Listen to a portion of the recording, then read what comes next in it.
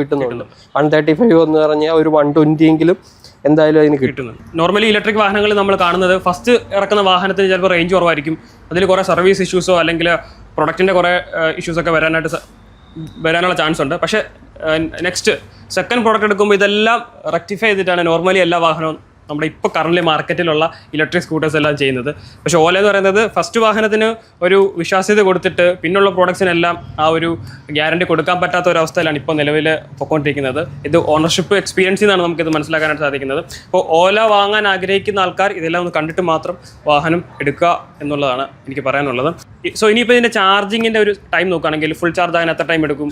Company പറയുന്നത് 6.5 മണിക്കൂറാണ്. ഞാൻ എക്സാക്റ്റ് ടൈം നോക്കിയിട്ടില്ല, കാരണം 0 to 100 ആവാനാണ് കമ്പനി 6.5 മണിക്കൂർ നോർമലിൽ പറയുന്നത്. പക്ഷേ ഞാൻ 0 to ചെയ്തിട്ടില്ല, ഒരു 10% ആ ടൈമിലാണ് ചാർജ് ചെയ്യുന്നത്. ആ ടൈമിൽ ചെയ്യുമ്പോൾ എനിക്ക് 6.5-7 മണിക്കൂറോളം